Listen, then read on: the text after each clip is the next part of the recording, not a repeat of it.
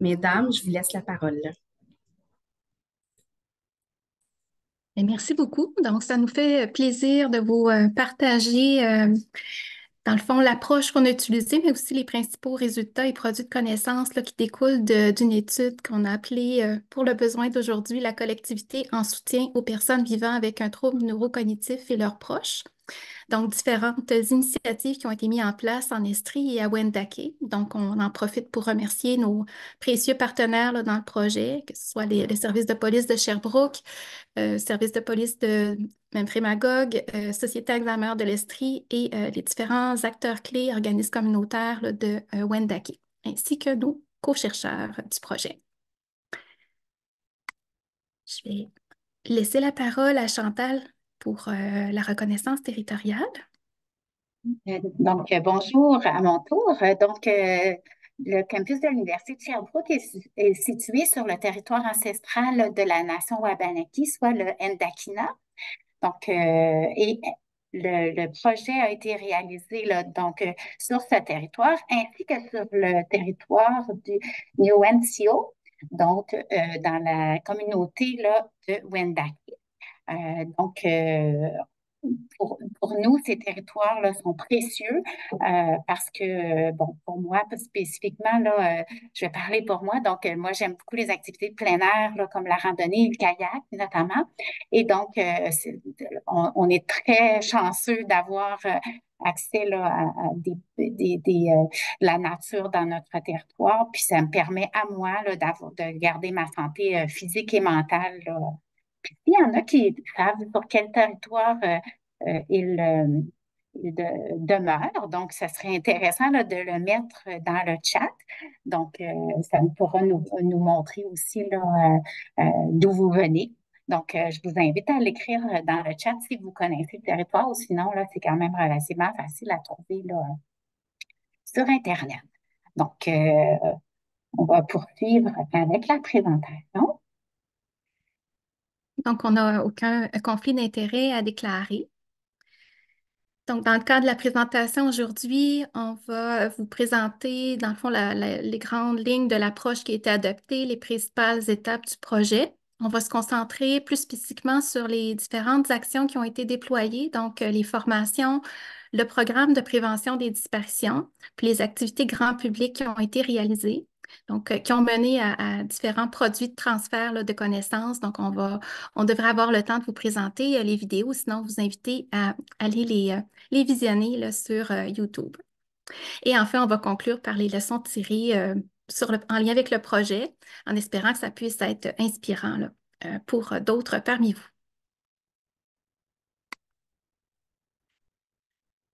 Donc, pour l'approche de communauté bienveillante, donc à l'origine, en fait, on se rapporte à peu près en 2018, quand on a conceptualisé le projet. On avait la visée de s'inspirer des approches de communauté bienveillante qui existent pour les personnes âgées, mais avec le souhait de co-construire des initiatives qui sont spécifiquement adaptées aux personnes vivant avec un trouble neurocognitif et leurs proches. Chantal et Julie vont euh, s'attarder davantage à la démarche de co-construction. Peut-être dire que globalement, on avait la volonté de créer un filet de sécurité communautaire pour aider les personnes vivant avec la maladie à sortir de chez elles, donc de continuer à réaliser des activités qui sont importantes pour elles, que ce soit d'aller chercher un journal au dépanneur, d'aller prendre un café au Tim Hortons. Mais on sait que ces sorties-là peuvent être des sources d'inquiétude pour les proches. Donc, comment quand même favoriser la réduction de ces inquiétudes, de faire en sorte aussi que les gens ne se... On sait que les proches peuvent se sentir responsables s'il arrive quelque chose, donc avec ce souci de favoriser l'engagement de la communauté pour réduire ce fardeau, entre guillemets, psychologique pour les proches. Donc, nos valeurs phares étaient de préserver les habitudes, l'identité aussi des personnes vivant avec les troubles neurocognitifs, en lien avec le maintien de ces activités-là qui ont un sens pour eux. Aussi de briser l'isolement. On sait qu'avec la pandémie, ça a été aussi un enjeu, là, et les effets délétères de l'isolement. Donc, le projet va porter essentiellement s'adresse aux acteurs clés de la communauté dans le but de les outiller face à la réalité des personnes vivant avec des troubles neurocognitifs.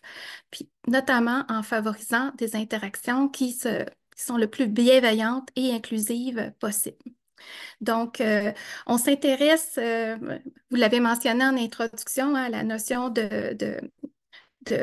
d'équilibre entre l'autonomie, mais aussi la sécurité. Donc, il y a une visée d'atténuer les risques liés aux sorties, que ces risques-là soient, oui, sur le plan physique, donc la réduction des blessures, la réduction des engelures lorsque les gens se perdent à l'extérieur notamment, les risques de mortalité aussi qui sont existants, mais aussi s'intéresser aux risques psychologiques, donc toute l'anxiété que peut générer une disparition pour les personnes vivant avec la maladie, mais aussi leurs proches.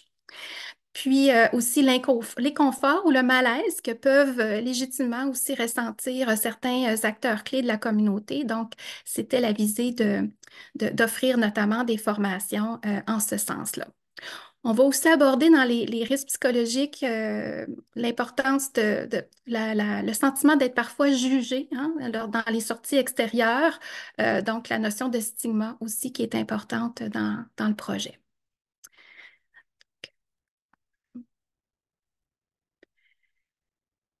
Peut-être mentionner les deux communautés, on les a brièvement là, abordées en introduction. Sherbrooke, qui est une communauté, une région d'environ 200 000 habitants, essentiellement 80% francophones, et Wendake, qui est une communauté Huron-Wendat.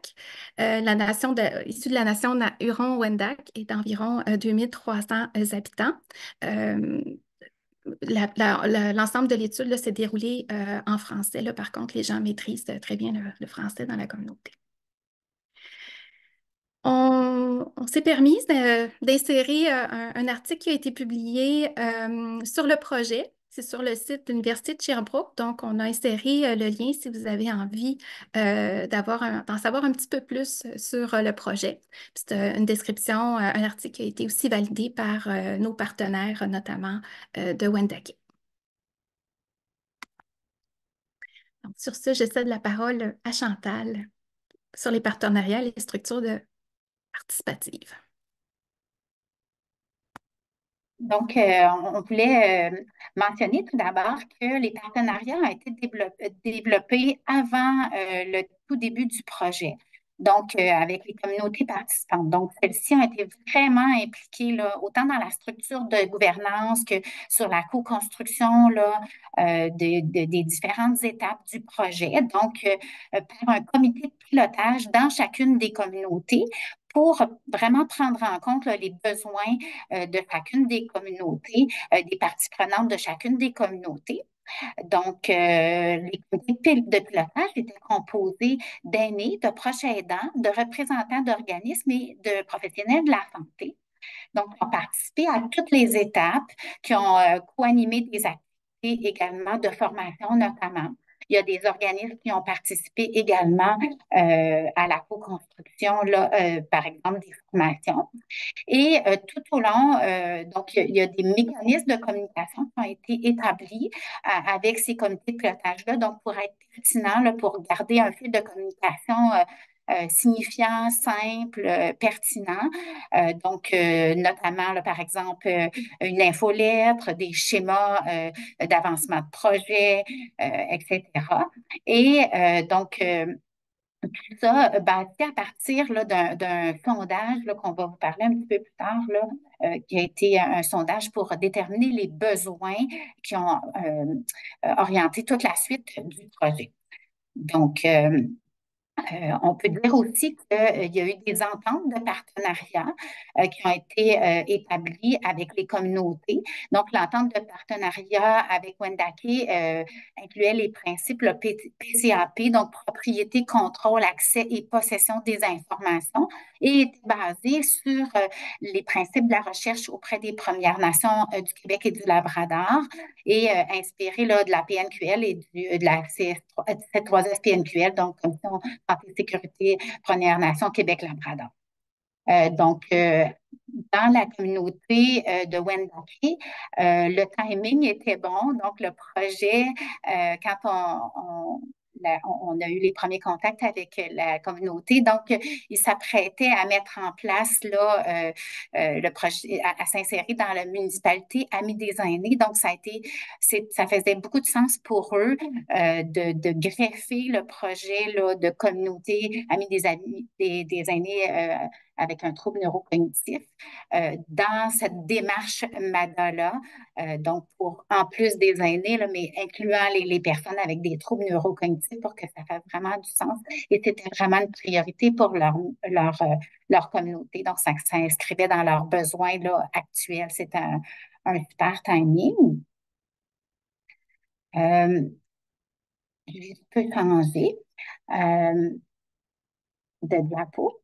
Donc, au tout début de la démarche, il y a un atelier qui a été organisé aussi dans la communauté de Wendake pour voir, là, pour informer les personnes là, du comité de pilotage à la culture Wendat. Donc, cet atelier-là a été co-développé par l'organisatrice communautaire du Centre de santé Marie-Paul Sioui-Vincent, qui est l'agente de liaison là, du projet de recherche, avec la coordonnatrice du projet à l'époque, qui était Émilie Dufresne. Donc, l'organisatrice communautaire là, étant Pauline Dion à Wendake. Donc, de cet atelier-là est ressorti vraiment l'importance de valoriser les relations intergénérationnelles, d'aussi recourir à la mémoire collective et au savoir des personnes qui ont, au savoir historique là, des personnes atteintes de troubles neurocognitifs, donc d'où l'importance là, de la réminiscence pour aller chercher là, la mémoire plus ancienne, d'intégrer la culture, notamment les cérémonies ou des activités communautaires là, culturelles comme les powwows, également d'inclure des activités en nature. Donc,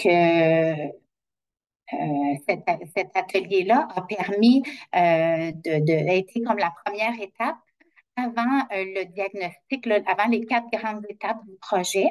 Donc, je vais vous parler maintenant de la première étape, donc le diagnostic social. Donc, ça a l'air un peu médical, là, mais ça ne l'est pas tellement. Donc, ça regarde un peu tous les aspects qui pourraient être pris en compte, puis ça va les prioriser, puis préciser les aspects sur lesquels les personnes veulent intervenir là, pour que la communauté soit une communauté là, amie des personnes avec des troubles neurocognitifs.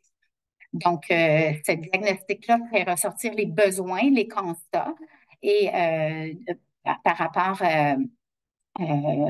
aux besoins spécifiques de la communauté.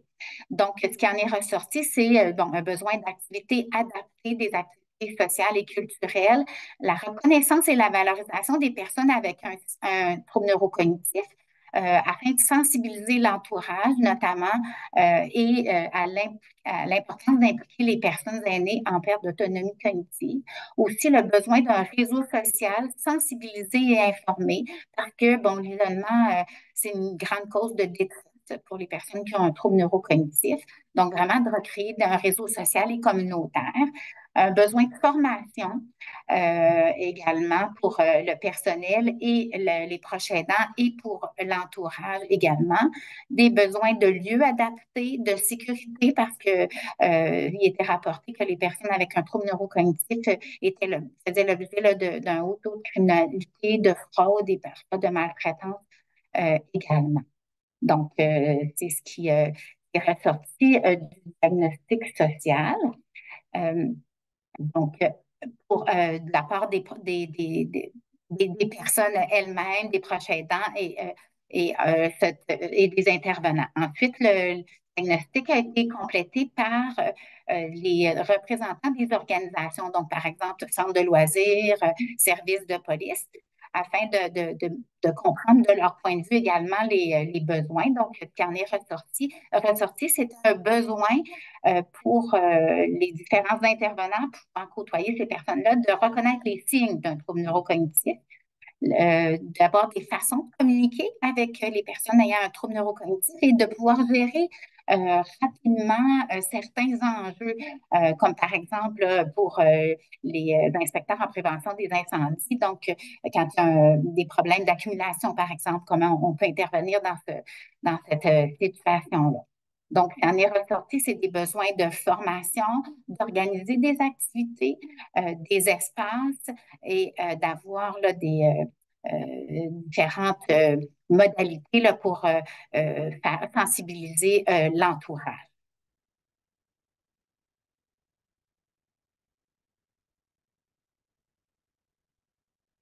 Donc, on va voir là, plus en détail dans les prochaines appos, donc les produits qui ont été développés, co-développés avec les communautés, donc les capsules vidéo, les activités en public, les espaces bien accueillants et la formation et l'appui aux organisations. Donc, je reviendrai un peu plus tard dans la présentation.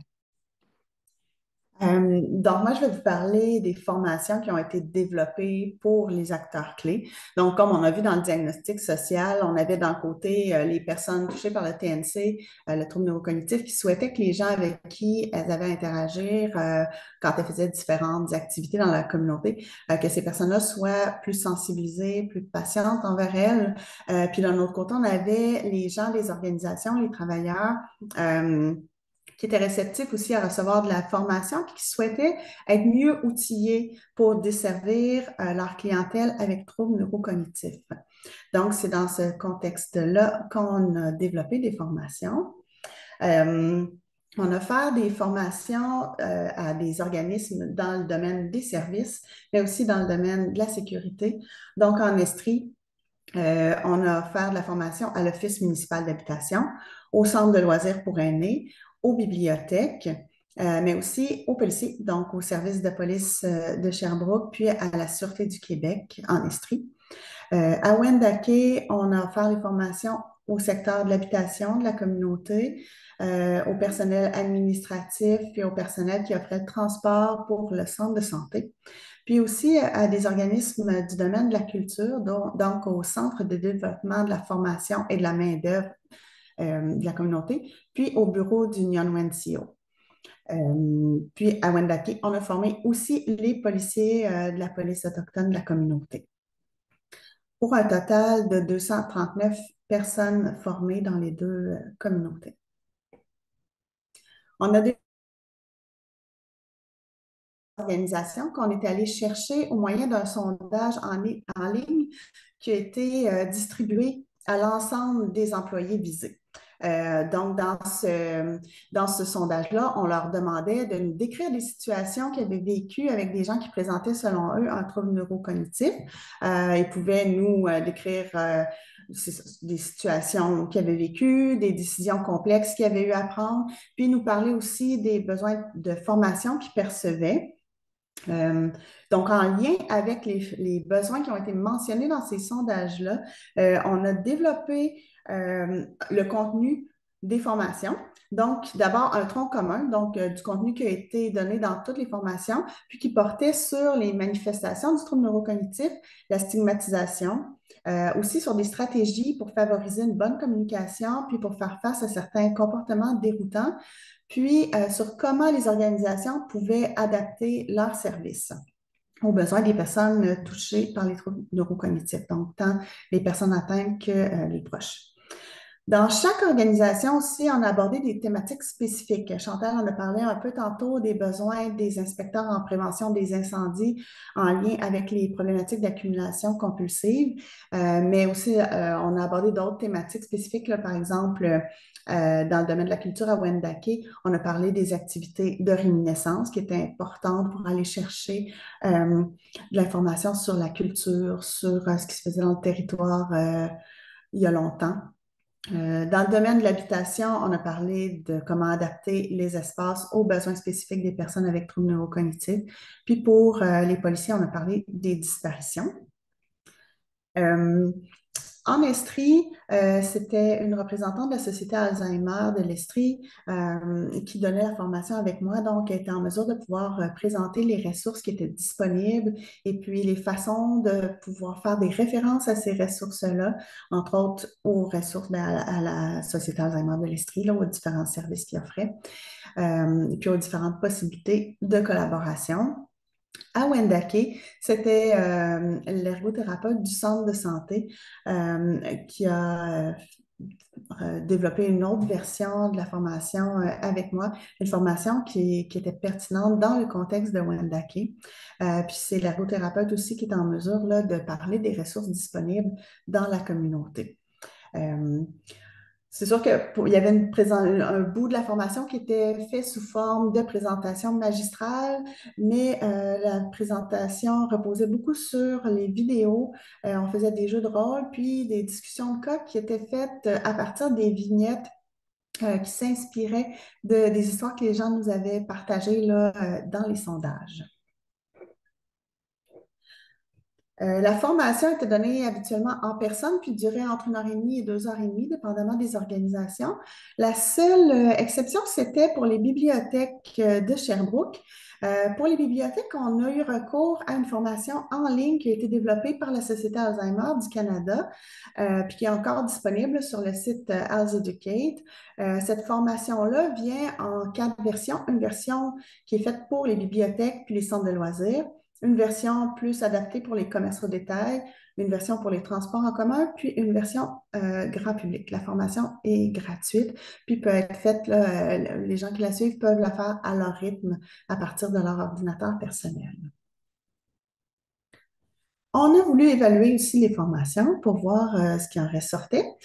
Comme méthode, on a eu recours à un devis mixte, donc c'est-à-dire qu'on utilisait des questions à choix de réponse avec lesquelles on pouvait faire des statistiques, mais aussi des questions ouvertes où les gens pouvaient décrire leur expérience de la formation. Donc, on administrait nos questionnaires juste avant la formation, puis juste après l'avoir donné, donc en personne, en format papier. Mais on contactait les gens qui avaient suivi la formation 6 mois plus tard environ pour les inviter à répondre à un questionnaire en ligne où ils pouvaient nous parler de comment ils avaient pu utiliser leurs apprentissages au cours des mois qui avaient suivi la formation. Donc, ce qui en est ressorti en ce qui a trait à l'appréciation de la formation, c'est qu'il y a plus de 80% des gens qui l'avaient suivi qui recommanderaient la formation à des collègues. Ce qui a été particulièrement apprécié, c'était le fait que la formation a été développée sur mesure pour leur organisation. Ils ont aussi beaucoup aimé les discussions autour des situations réelles et puis les possibilités de collaboration qui étaient offertes là, avec la présentation des organismes, des ressources là, spécialisées en matière de troubles neurocognitifs. Les pistes d'amélioration qu'ils ont suggérées, c'était que la formation soit encore plus appliquée et puis qu'elle soit encore plus adaptée à leur rôle. Donc, c'était un aspect qui était vraiment important pour eux.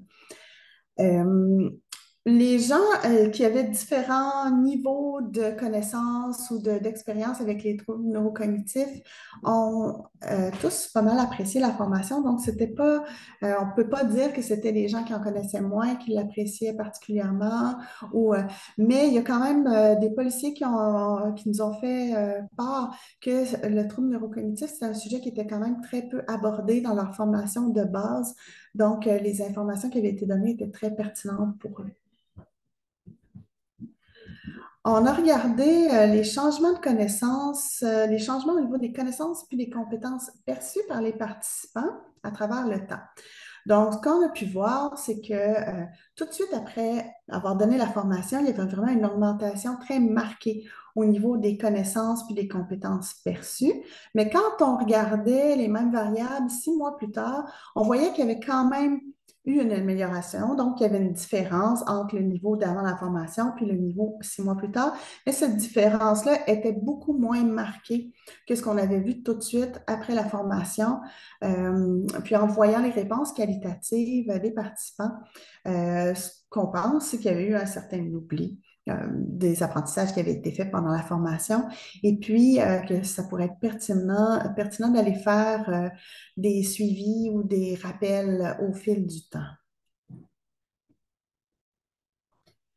quand on regarde l'état de la situation 6 mois après la formation, on voit qu'il y a une majorité de participants qui se considèrent assez ou bien informés sur le trouble neurocognitif et qui se sentent en confiance pour interagir avec une personne qui a un trouble neurocognitif.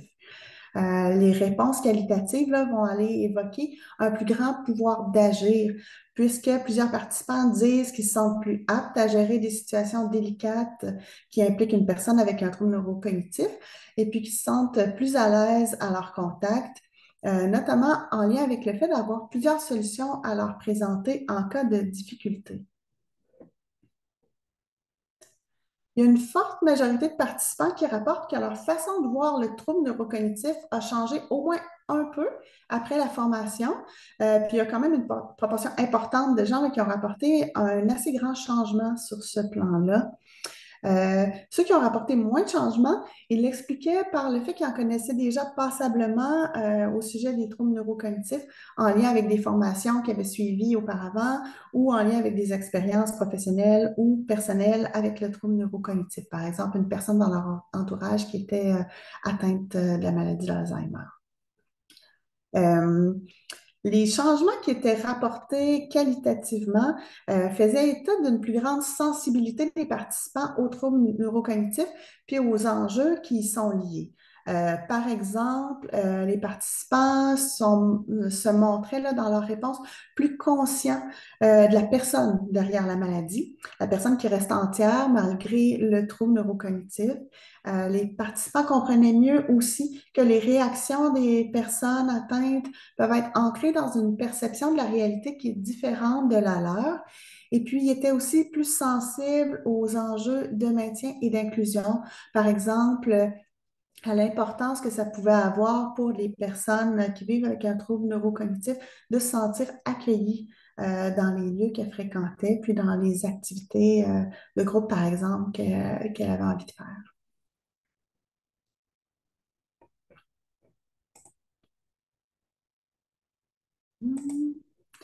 On a regardé aussi la cohésion sociale, qui est une variable qu'on a définie en tant que la possibilité perçue par les participants de pouvoir contribuer au bien-être des personnes avec troubles neurocognitifs, à celui de leurs proches, mais également leur possibilité de pouvoir contribuer au mieux vivre ensemble avec les personnes touchées par le trouble neurocognitif.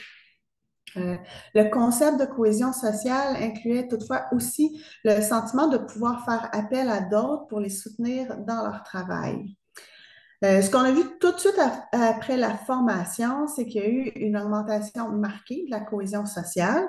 Par contre, quand on regardait 6 mois plus tard, c'est un peu comme quand on a regardé les connaissances perçues et les compétences perçues. Mais au niveau de la cohésion sociale, il y avait eu une diminution ou en tout cas, on ne voyait plus de différence entre le niveau de base puis le niveau 6 mois plus tard.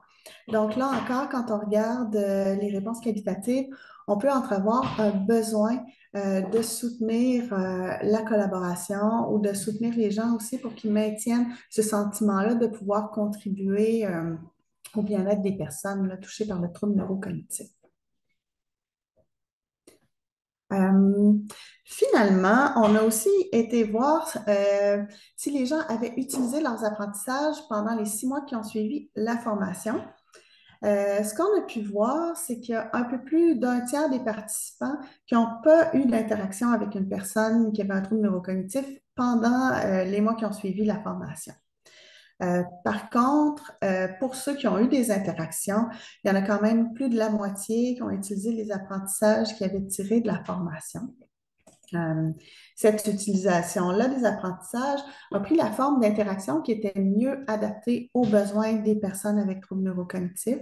Par exemple, les participants à la formation faisaient preuve d'une attitude qui était plus empathique envers eux. Par exemple, une participante des bibliothèques écrivait que le fait d'avoir développé une certaine empathie lui permettait de mieux aborder les personnes avec un trouble neurocognitif et non de les fuir. Les participants avaient aussi mis en utilisation des stratégies pour faciliter leurs interactions, comme d'essayer de trouver un endroit calme pour parler avec la personne, d'éviter la confrontation et puis de faire diversion aux besoins. Il y a aussi eu une proportion quand même vraiment importante de participants qui ont dit avoir contacté les organismes qui avaient été présentés dans la formation ou leur avoir référé des gens. Il y a un policier de Wendake qui disait en lien avec le référencement que même si certaines interventions ne pouvaient pas être réglées au niveau des policiers, les policiers pouvaient quand même faire partie de la chaîne vers la bonne ressource, par exemple en référant des gens aux organismes spécialisés. Donc, ce volet-là, pour les policiers, d'être capables de travailler en collaboration avec des organismes du milieu est ressorti très, très fortement dans les évaluations. Donc, c'était quelque chose qui était important pour eux. Puis qui nous mène à vous parler du programme On rentre à la maison qui a été déployé en Estrie. Donc, je vais laisser Véronique vous parler du programme. Oui, merci Julie. Donc, effectivement, comme le mentionnait Julie, là, lors d'entrevues qui ont été réalisées auprès de représentants des services de police de Sherbrooke pour notamment là, mieux connaître leurs besoins, ils nous ont parlé du programme On rentre à la maison, donc qui était une initiative similaire, dans le fond, qui avait été utilisée en Montérégie. Donc, on voulait partir de leurs besoins, donc on a poussé cette proposition-là. On a voulu, dans le fond, les aider à s'associer à la Société Alzheimer de l'Estrie pour adapter puis mettre en œuvre ce programme dans la région. Donc, on va être on va laisser parler si ça fonctionne bien, là, la capsule vidéo, dans le fond, de seulement 1 minute, où les policiers nous présentent les grandes lignes là, du programme On rentre à la maison.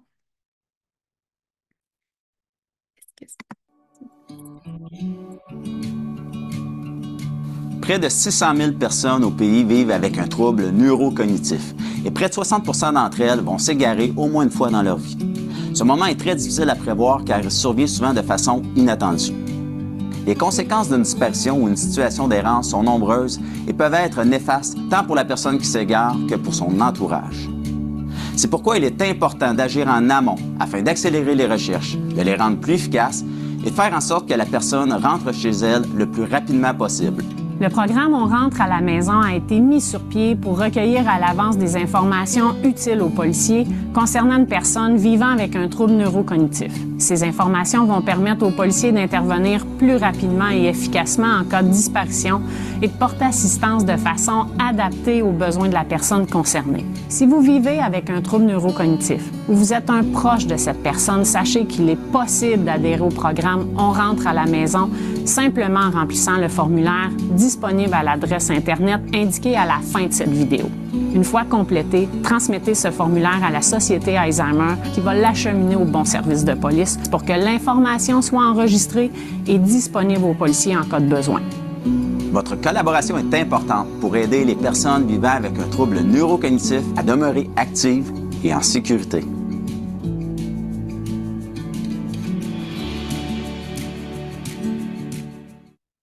Donc, c'est une capsule vidéo qui a été produite dans le cadre du projet, évidemment avec la collaboration du service de police de Sherbrooke. C'est une capsule qui est facilement accessible aussi là, en ligne, qui explique quand même assez bien les grandes lignes du projet. Donc, essentiellement, c'est un programme de gestion des risques de disparition qui repose sur le partenariat entre la Société Alzheimer de l'Estrie, le service de police de Sherbrooke, la régie de police de Memphrey-Magog. On était des facilitateurs, l'équipe de recherche là, dans le projet. Le programme a 3 grands volets. Vous en avez eu un aperçu dans la vidéo. Donc, d'abord, il y a une fiche signalétique qui contient des informations sur la personne inscrite. Il y a quand même eu un travail de collaboration pour s'assurer que l'information qui était inscrite était quand même utile en cas de disparition pour les policiers. Donc, par exemple, certaines caractéristiques physiques comme des cicatrices, un tatouage ou une tache de naissance là, qui peuvent être des informations distinctives pour le corps de police. Avec un accent aussi sur certains éléments liés aux habitudes, au centre d'intérêt de la personne, notamment des adresses d'une maison d'enfance, donc des éléments de l'histoire de vie On sait qu'il y a une meilleure préservation de souvenirs qui sont anciens. Et donc, les gens vont, en situation, quand ils vont se perdre, vont avoir envie de retrouver des endroits rassurants, familiers, donc apaiser l'anxiété par une recherche de repères euh, justement familiers, des fois qui remontent à plusieurs années. Aussi des conseils pour la manière de rassurer, sur la manière de rassurer la personne. Des fois, ne serait-ce qu'un un surnom qu'elle est habituée, qu'elle va reconnaître, facilement se reconnaître elle-même si on l'interpelle. Le deuxième volet, c'est une série de conseils dans le dépliant sur la manière de gérer le risque en cas de disparition. Un des éléments souligné dans le dépliant, c'est l'importance de ne pas trop tarder à appeler les premiers répondants. Chaque minute compte et plus les services sont avisés rapidement, les services de police sont avisés rapidement, plus les chances, dans le fond, de retrouver la personne absolument sont élevées. C'est important aussi, c'est ça, quand la personne revient, des fois, ça peut arriver aussi qu'elle revient par elle-même ou avec le service de police, là, de ne pas la confronter là, pour ne pas accroître encore davantage l'anxiété dans laquelle elle se trouve. Troisième volet, c'est une invitation à prendre contact avec la société Alzheimer pour obtenir un soutien personnalisé. Pour ce qui est de la procédure d'inscription, dans la vidéo, il faisait ça de façon synthétique, mais quand même, ça donnait un bon aperçu. Donc, essentiellement, les personnes peuvent s'inscrire au programme en remplissant la feuille d'information au verso du dépliant ou sur le site de la Société Alzheimer. La Société Alzheimer peut ensuite appeler la personne pour lui donner de l'information sur les services qu'elle offre. La fiche d'information est ensuite transmise au service de police de la région où habite la personne. Les services de police enregistrent ensuite la personne auprès du centre d'information de la police provinciale. Puis à ce moment-là, les policiers qui effectuent des patrouilles peuvent accéder sur demande aux informations contenues dans la fiche. Donc, c'est un programme qui a été lancé officiellement en novembre 2022. À ce jour, ça remonte à quelques semaines là, déjà, nos dernières données, mais il y avait 35 personnes là, qui étaient inscrites. Donc, notre rôle dans le projet comme équipe de recherche, on a essayé de clarifier des éléments un petit peu plus juridiques, légaux en termes de consentement. On a essayé aussi de bonifier des éléments du dépliant en fonction des besoins qui étaient exprimés par les policiers. Le matériel promotionnel, donc la vidéo que vous avez vue tout à l'heure, faisait partie des produits qui découlent du projet de recherche. Donc, on a aussi on a évalué le processus de mise en œuvre au moyen de questionnaires et d'un groupe de discussion avec nos partenaires. Et donc, essentiellement, ce qui en est ressorti de ce groupe de discussion-là, c'est sûr que le partenariat est vraiment l'élément clé pour la réussite de la mise en œuvre, de mettre en lien la société Alzheimer, le service de police qui ont des offres de services complémentaires. C'était le catalyseur, l'ingrédient essentiel du projet. Voilà. Évidemment, il y a eu certains défis qui se posent par rapport à ce programme-là, notamment la durabilité du programme, toute la notion de comment s'assurer de pérenniser ce type d'initiative-là. Même si on est quand même satisfait du nombre d'inscriptions, ça représente quand même une fraction de population cible. Donc, on va se pencher là si comment ce programme-là pourrait mieux répondre aux besoins. Répond-il aux besoins de la clientèle? Comment pourrait-il répondre davantage à leurs besoins? Un autre défi, on doit s'assurer que le programme peut être maintenu avec les ressources dont disposent les sociétés Alzheimer, les services de police. On a comme projet, dans le fond, de créer une plateforme d'auto-inscription, une plateforme en ligne pour réduire, je dirais, peut-être le fardeau administratif qui demande pour le moment quand même une mobilisation de certaines ressources humaines de la part de nos partenaires. Enfin, ben, on va se poser la question dans les prochains mois, comment est-ce que ce projet-là est utile? Qu'est-ce qu'on pourrait faire pour documenter et améliorer l'efficacité du programme? C'est certain que l'efficacité peut être mesurée de différentes façons. Donc, on est en train de définir justement des indicateurs. Les disparitions, c'est pas nécessairement quelque chose de très fréquent pour les corps de police, mais ils reconnaissent que dès qu'il y a une disparition, il y a une mobilisation de ressources qui est très importante à déployer à un moment précis aussi dans le temps. Donc, ils voient tout à fait quand même la pertinence de ce type de projet-là. Puis évidemment, ben, on souhaite que ces initiatives-là puissent réduire, comme je le mentionnais tout à l'heure, non seulement les risques de blessures, d'engelures ou de décès pour les personnes, mais aussi toute l'anxiété qui entoure les disparitions et la culpabilité aussi que peuvent vivre euh, les proches dans ces cas-là.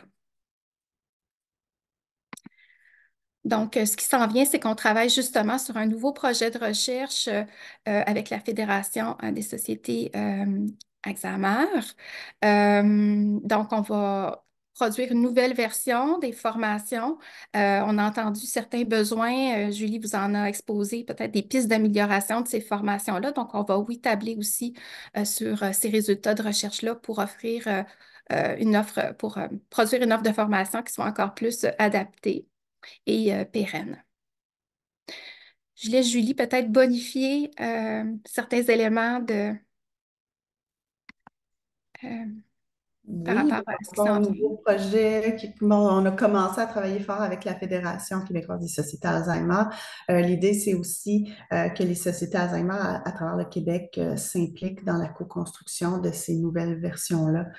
Donc, c'est bien amorcé. Donc, vous devriez voir les résultats sortir au cours, en tout cas, les formations devraient être disponibles dans la prochaine année. On voulait vous parler aussi des activités grand public qu'on a fait, parce que bon, quand on regardait les besoins des gens, c'était aussi que les citoyens et les membres des communautés soient sensibilisés aux besoins des personnes touchées par le trouble neurocognitif. Donc, ce qu'on a fait, on a fait des activités grand public dans les deux communautés. Donc, à Wendake, ce qui a été fait, c'est une activité ludique qui a été animée par l'ergothérapeute du centre de santé, qui avait pour but de défaire certains mythes sur les troubles cognitifs puis de donner de l'information sur la santé cognitive. Donc, il y a eu 23 personnes qui ont participé, ce qui a été considéré comme un franc succès par nos partenaires de la communauté. Puis les participants ont affirmé que leur façon de voir les troubles cognitifs avait changé, donc 87% qui ont dit ça. 91% se sentaient à l'aise ou très à l'aise de parler avec une personne qui vit avec un trouble neurocognitif, de faire des activités avec elle. Puis il y en a 91% qui sentaient qu'ils pouvaient contribuer au bien-être des personnes avec troubles neurocognitifs. À Sherbrooke, on a fait un ciné-discussion qu'on a organisé en collaboration avec la Société Alzheimer de l'Estrie dans le cadre du mois de la sensibilisation à la maladie d'Alzheimer. On présentait un documentaire, le documentaire Cher Audrey, qui suit un couple où la femme est à un stade avancé de la maladie d'Alzheimer et que son mari devient son proche aidant. On a fait suivre la présentation du documentaire par une discussion avec un panel qui réunissait des chercheuses, des intervenantes, des proches aidants, puis une personne qui vivait elle-même avec un trouble neurocognitif. On a 54 personnes qui ont répondu à notre sondage, puis là encore, on avait un bon pourcentage là, de personnes qui disaient que leur façon de voir la réalité des personnes vivant avec un trouble neurocognitif et de leurs proches avait changé. 71% qui sentaient qu'ils pouvaient contribuer au bien-être des personnes touchées, des personnes avec trouble neurocognitif, puis 78% au bien-être des personnes proches aidantes. Puis, il y en avait 67% qui affirmaient se sentir en confiance dans leurs interactions avec les personnes qui vivaient avec un trouble neurocognitif. Il y a aussi une formation sur l'intimidation qui a été développée puis dispensée par la Société Alzheimer de l'Estrie dans 42 résidences. Donc, il y a 711 personnes qui ont été rencontrées. Puis encore là, suite à la formation, il y a 88% des gens qui affirmaient que leur façon de voir les troubles neurocognitifs avait changé 91% se disant à l'aise d'interagir avec une personne avec un TNC. Donc, je laisse Chantal vous parler maintenant des capsules. Oui, donc il y a encore dans la sensibilisation grand public, il y a 3 capsules vidéo qui ont été produites là, par rapport à la sensibilisation. Donc, la première pour sensibiliser, pour s'intéresser à la personne derrière le trouble neurocognitif.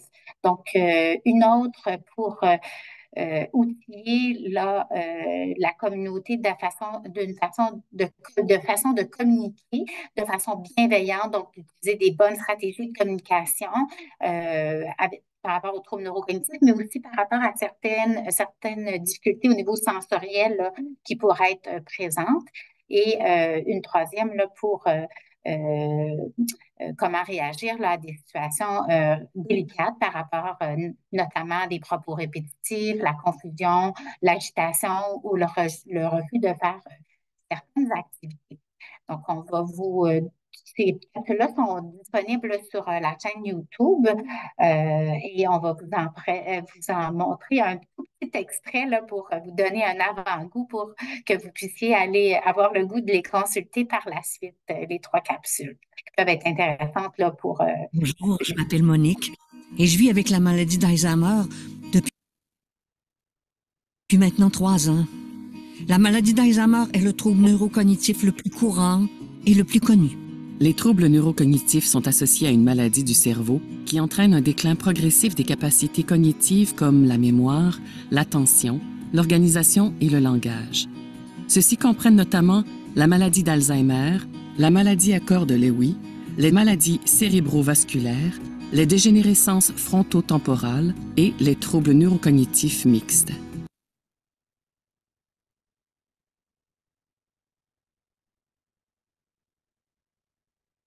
Façon de communiquer avec elle. Il est important de parler ouvertement des troubles neurocognitifs afin que les personnes inquiètes de leur santé cognitive et celles touchées par la maladie n'hésitent pas à aller chercher l'aide dont elles ont besoin. Maintenant que mon entourage est mieux informé et sensibilisé au sujet des troubles neurocognitifs, on profite de moments agréables ensemble. Ça me permet d'être plus à l'aise lorsque je sors de chez moi, de continuer à avoir des amis, des gens de mon entourage et de pratiquer les activités que j'aime. Donc, je m'excuse de vous couper ça rapidement. Je vois le temps qui passe, puis je me dis que ce serait bien de se garder du temps pour les questions. Donc, si on regarde, si on jette un coup d'œil rétrospectif sur l'ensemble du projet, ce qu'on peut voir, c'est que, en tout cas, ce qu'on a essayé de faire, c'est de mettre à contribution l'ensemble de la collectivité pour répondre aux besoins des personnes qui sont touchées par le trouble neurocognitif. On ne peut pas prétendre avoir engendré nécessairement des changements de comportement qui vont être durables dans le temps, mais on pense avoir réussi à emmener un certain changement dans la façon des gens de voir le trouble neurocognitif. Puis on pense que ça peut être une bonne première étape là, vers un meilleur soutien de la collectivité pour les personnes qui sont touchées par le trouble neurocognitif. Au niveau des formations, on a vu que c'était important de faire des formations qui étaient vraiment très adaptées aux besoins de chaque acteur. Et puis, on a vu aussi que les partenariats, c'était vraiment quelque chose de très important où on pense que ça peut être une clé pour répondre aux besoins puis pour améliorer le pouvoir d'agir aussi des différents acteurs pour faire face aux enjeux qui sont liés aux troubles neurocognitifs. Puis on sait malheureusement que dans les prochaines années, et on pense qu'il va y avoir une augmentation de la prévalence des personnes touchées par les troubles neurocognitifs. Donc, c'est quelque chose qui est de plus en plus important. Donc, pour finir, c'est ça, on vous remercie d'avoir assisté au webinaire, puis on tient à remercier toutes les personnes qui ont participé de près ou de loin au projet, puis qui sont impliquées à différentes étapes. Vous voyez à l'écran nos coordonnées pour nous contacter, et puis le code QR pour accéder à notre chaîne YouTube. Donc, n'hésitez pas, et puis on serait prête là, à répondre aux questions. Merci beaucoup à vous 3. Super belle présentation. Il y a énormément d'intérêt pour on rentre à la maison. Donc, les gens, bien avant que vous parliez du processus qui est en place actuellement là, avec la Fédération, se demandaient si c'était déployé dans leur région. Donc, éventuellement, je pense que ce serait le grand but ultime de tout ça, mais il faut commencer. Et puis, en tout début, Chantal, je crois que tu demandais qui qu'on avait de présent avec nous, puis une belle représentativité là, au niveau des régions du Québec. Donc, on avait des gens de la capitale nationale, de la Montérégie, Côte-Nord. On avait également un invité de Moncton et puis quelqu'un là, de la région de Toronto. Et puis, je pense que c'est des initiatives que tout le monde aimerait voir mettre en place justement dans leur localité respective. On avait de l'intérêt à savoir initialement, en tout début d'approche envers, par exemple, les policiers, quelle a été la réaction initiale quand on a approché pour le projet, puis qu'on a parlé de commencer de formation de TNCM, là? C'était quoi l'ouverture de ce côté-là initialement? Je peux peut-être y aller, vu que c'est moi qui ai fait les contacts avec les policiers. Je peux dire qu'on a eu une réponse très, très favorable. Il y a eu une grande ouverture en Estrie puis à Wendake. Il y a un intérêt parce que les policiers voient qu'ils sont de plus en plus appelés à desservir des personnes touchées par un trouble neurocognitif, soit pour des disparitions, des gens qui sont en situation d'errance ou pour diverses situations, là. Donc, il y avait vraiment une volonté là, d'être mieux outillé à ce niveau-là. Pour la formation. C'est sûr que quand on donnait les formations, il y avait un grand intérêt pour le volet disparition. Donc, pour l'interaction avec les gens, il y avait de l'intérêt, mais je pense qu'il y a quand même des policiers qui trouvaient que ça allait assez bien de ce côté-là. Mais au niveau des disparitions, ils étaient, je dirais, avides là, d'avoir de l'information sur comment procéder de façon spécifique, aussi dans le cas de disparition de personnes avec TNC. Puis c'est vraiment eux qui ont amené l'idée du programme On rentre à la maison, qui était déjà offert là, dans un petit peu une autre forme, mais en Montérégie. D'accord. Et puis, donc, j'ai quelques questions qui revenaient sur comment on s'implique, est-ce qu'on peut participer au projet en cours. C'est certain, dans le contexte des troubles neurocognitifs, la recommandation, c'est toujours de rentrer en contact avec votre société Alzheimer régionale, mais j'aimerais ça vous entendre un petit peu comment qu'on peut s'y prendre dans notre milieu. De commencer à faire ces premières étapes-là pour développer ce concept-là de communauté bienveillante, là.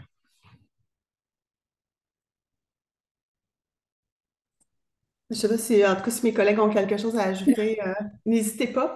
Moi, ce que je voyais beaucoup, je pense que c'est de commencer par s'informer nous-mêmes sur le trouble neurocognitif, mais aussi peut-être d'un côté plus subjectif, plus sur le vécu. Tu sais, parce que, bon, moi, je suis ergothérapeute, je connais un peu, je connais le trouble neurocognitif de par ma formation, mais des fois, d'aller voir comment les personnes vivent ça. Les personnes proches aidantes aussi vivent des choses par rapport à ça, peuvent vivre de l'anxiété aussi quand elles sortent dans différents lieux avec la personne qu'elle accompagne. Donc, d'aller voir vraiment au niveau du vécu, ça peut être une première étape pour développer peut-être notre empathie puis notre compréhension, de faire circuler de la bonne information. Nous, c'est pour ça qu'on a mis nos capsules là, disponibles à tout le monde sur YouTube. Donc, je pense que ça commence par l'information. Ce serait la base, je dirais. J'ajouterais peut-être, merci Julie, j'ajouterais peut-être aussi de ne pas faire semblant que la personne est pas là aussi, parce que souvent on rapporte que les gens s'adressent à notre proche, les gens rapportent que les personnes de leur entourage s'adressent au proche aidant comme si elles n'étaient pas là, comme si elles ne pouvaient pas répondre, comme si elles n'étaient pas conscientes de leur maladie. Donc, vraiment les inclure, aller chercher leur force aussi dans la conversation, puis c'est s'outiller pour vraiment avoir des contacts signifiants avec elles, puis savoir comment les aborder, puis pas faire comme si de rien n'était non plus, puis nier, parce que ça rend tout le monde mal à l'aise. Puis peut-être donc sous un aspect là, plus communautaire. Donc, d'essayer de voir là, avec les organismes s'il y a des gens qui sont aussi intéressés à s'impliquer avec nous, de voir comme à petite échelle dans notre entourage, dans notre quartier. Donc, comment est-ce que la Société Alzheimer a des projets? Est-ce que certains organismes seraient intéressés là aussi à faire des démarches pour rendre la communauté plus bienveillante là, pas juste avec notre proche, mais vraiment avec les personnes qui nous entourent également. Fait que je pense que ça peut être des petites pistes là, au niveau individuel ou collectif là, qui peuvent inspirer. Puis la fédération est là, les sociétés Alzheimer régionales, puis nous, on est toujours intéressés là aussi là, à des projets là, d'implantation d'initiatives. Chantal, je n'aurais pas pu choisir de meilleur mot pour finir cette conférence. On le dit souvent, la personne est au cœur de nos actions. Donc, une approche centrée sur la personne. Oui, le proche aidant est là, est une grande aide, mais la personne qui vit avec la maladie aussi a autant d'importance. Donc, un grand merci à vous trois. Pour tous ceux qui ont un intérêt pour nos webinaires et conférences, restez à l'affût sur nos réseaux sociaux. On est en train de vous préparer une belle programmation là, pour 24-25. Chantal, Julie et puis Véronique, encore une fois, merci. Et à tout le monde présent, je vous souhaite une magnifique fin de journée. Au revoir.